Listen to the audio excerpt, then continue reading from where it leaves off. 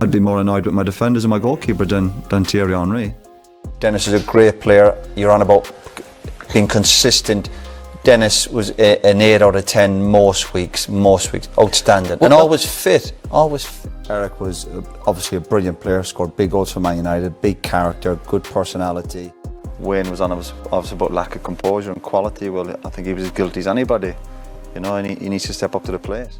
He had no talent. That's what Roy Keane said about one of his favourite players. Not just any player, a man who played over 500 games for Manchester United, a man who won 7 Premier League titles. Denis Irwin, no talent, but somehow world class. This is Roy Keane's list of favourite footballers, and it makes no sense until you realise what it really is. It's not about skill, it's not about trophies, it's about something darker, something harder. This list is a weapon, a statement, a rejection of everything modern football has become. Keane picked 5 players, just 5, from a team that dominated English football for over a decade, from squads that included Cristiano Ronaldo, Wayne Rooney, Rio Ferdinand, Peter Schmeichel, all left out, all rejected. So who made the cut? And more importantly, why? Let's find out what Roy Keane really thinks about greatness and why his version of it might be the harshest lesson football has ever been taught. Roy Keane doesn't measure players the way you do.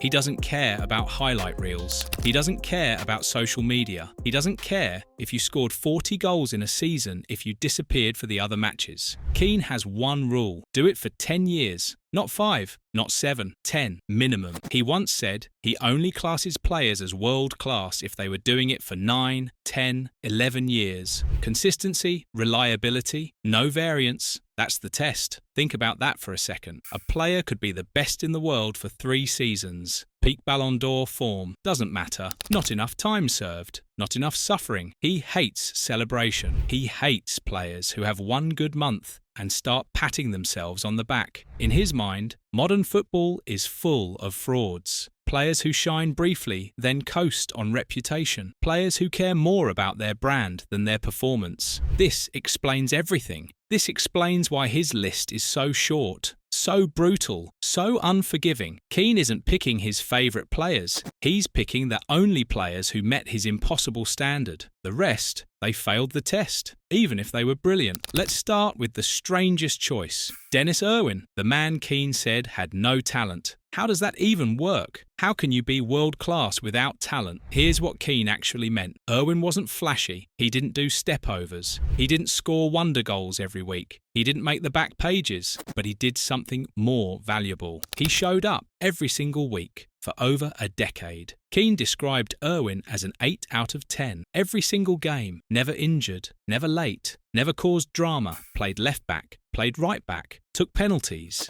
took free kicks, did his job, went home. Keane loves this. He loves the idea of the zero maintenance player, the player who doesn't need ego stroking, doesn't need the manager to motivate him, doesn't need headlines to feel important. Irwin was a machine, reliable, boring, perfect. But here's the negative truth. Irwin is only on this list because Keane is from Cork, and so is Irwin. Keane admitted it himself. He said Denis would be world class to me, and he's a Corkman. That's bias, pure and simple, and Keane uses Irwin as a weapon. Every time a modern fullback messes up, Keane brings up Denis. Trent Alexander-Arnold can't defend, Irwin could. Luke Shaw switches off, Irwin never did. The truth is, Irwin was brilliant, but he wasn't the best fullback of his era. That was probably Roberto Carlos, or Paolo Maldini, or Cafu. But those players don't fit Keane's agenda. They were too exciting, too talented. So Keane picks the quiet guy, the one who proves his point about hard work beating flair. Paul Scholes is on every list. Xavi praised him, Zidane praised him, even opposing fans admit he was special. So you'd think Keane's inclusion of Scholes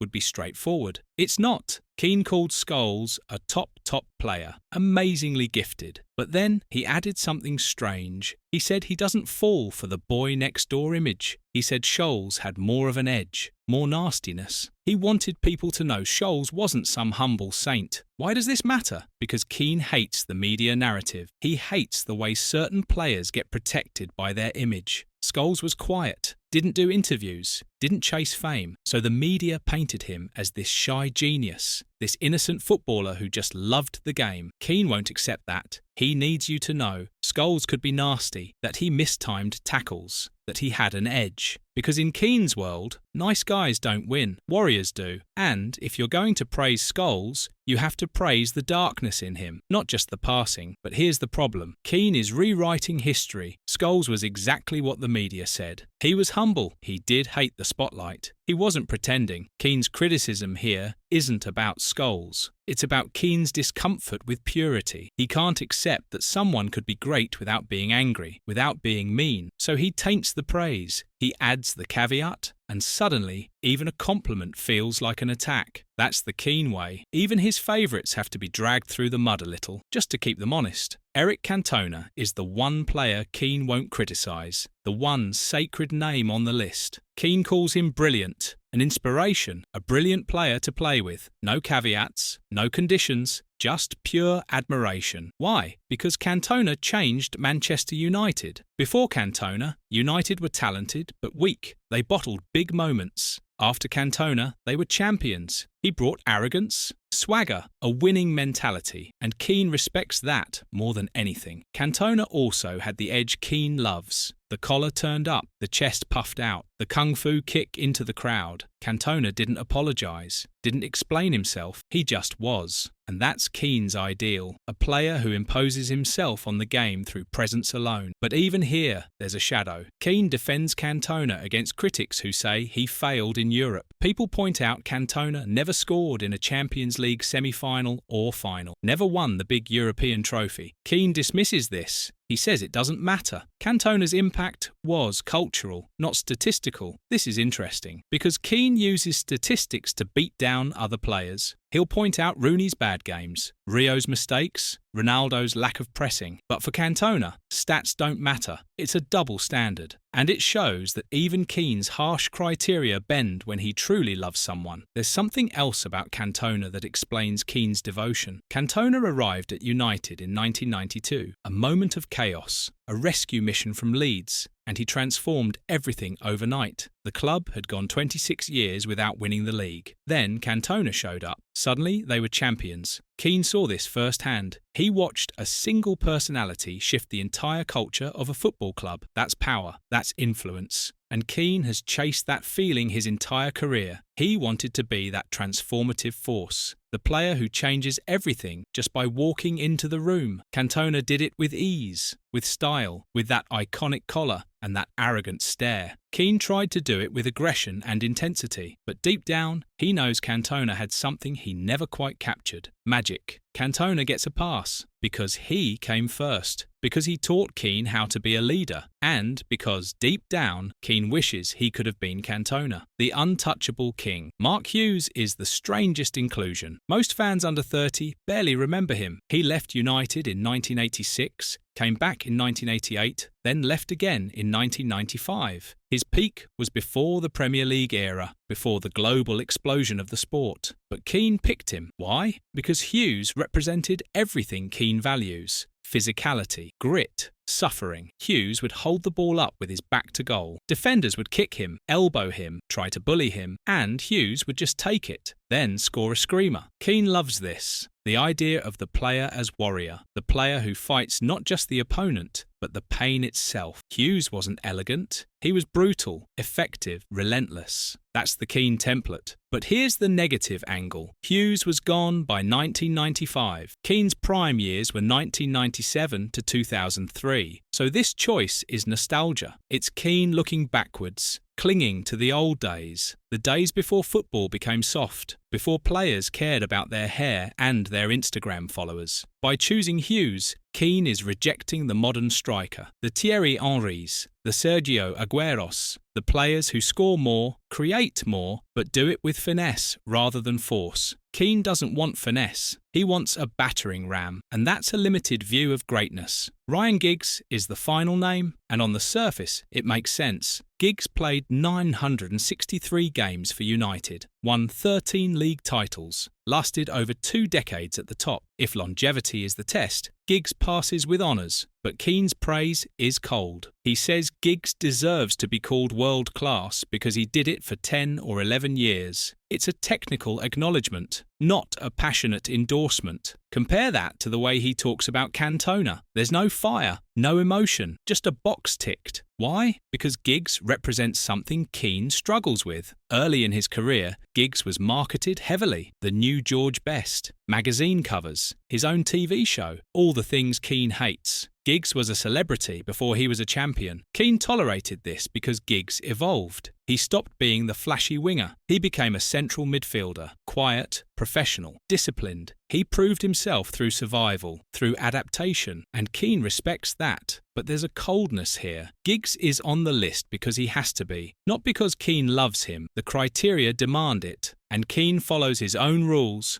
even when it's uncomfortable. Now, for the really interesting part. Who didn't make the list, and why? Cristiano Ronaldo is arguably the greatest player of all time. 5 Ballon d'Ors, hundreds of goals, Champions League titles. Yet Keane leaves him out. The excuse? He played with Ronaldo early in his career, before Ronaldo reached his peak. This is technically true. Keane left United in 2005. Ronaldo's best season was 2008. But it's also a convenient lie. Ronaldo was already a superstar by 2004, already tearing teams apart. Keane saw enough. The real reason Ronaldo isn't on the list? Ego, not Ronaldo's, Keane's. Ronaldo represents the modern footballer, the brand, the celebration, the individual above the team, everything Keane despises. By excluding Ronaldo, Keane is saying talent isn't enough. You need to suffer in silence. And Ronaldo never did that. Rio Ferdinand is the most personal exclusion. Keane destroyed Rio in his infamous MUTV rant. He said Rio was paid £120,000 a week, but only played well for 20 minutes against Tottenham. He called Rio flaky, lazy, unfocused. This wasn't about football, this was about class. Rio was relaxed, confident, enjoyed life off the pitch. Keane saw this as disrespect, as complacency. He wanted defenders who looked like they'd been in a war, not ones who left the pitch with a clean kit. Rio was brilliant, one of the best defenders in Premier League history, but he committed the crime of making it look easy, and Keane never forgives that. Wayne Rooney is United's all-time top scorer, yet Keane has criticised him brutally. He questioned Rooney's professionalism, his off-field behaviour, his attitude in later years. Keane once said, "If football makes you miserable, cancel your contract. Don't steal 20 million a year." Rooney's crime? He peaked early, then declined. He didn't maintain the hunger. Keane sees this as betrayal. You're given the gift of playing for Manchester United,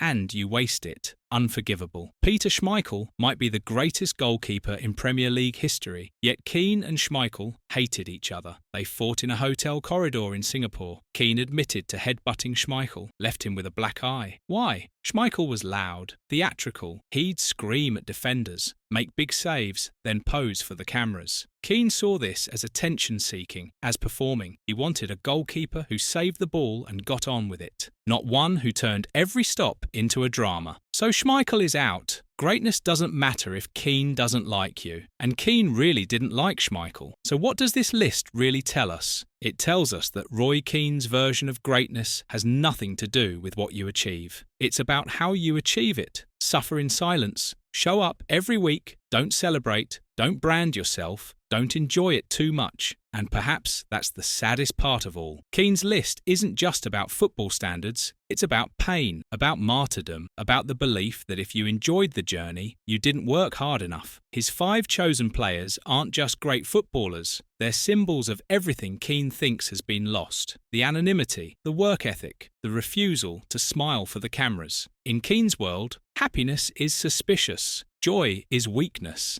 and if you celebrated a goal for more than 3 seconds, you were part of the problem. That's not a football philosophy, that's a prison, and Keane built it himself. His 5 favourites are mirrors. Denis Irwin is the player Keane thinks he was. Reliable, uncelebrated. Paul Scholes is the player Keane wishes everyone could be. Talented but humble. Eric Cantona is the player Keane wanted to become. A leader, a legend. Mark Hughes is the past Keane clings to. The old school warrior. Ryan Giggs is the survivor. The one who proved longevity matters. Everyone else failed the test. Not because they weren't good enough, but because they didn't play the game the way Keane demanded. They enjoyed fame, or they didn't suffer enough, or they smiled too much, or they were just too talented without working hard enough in Keane's eyes. This list isn't about football, it's about values, about a dying code, about a man who believes the sport has lost its soul. And maybe he's right, or maybe he's just bitter that the world moved on without him. Either way, this is Roy Keane. Hard, unforgiving, impossible to please. And that's exactly why we can't stop listening to him. Because in a world of ego and celebration, Keane still looks for warriors, even if he can barely find any.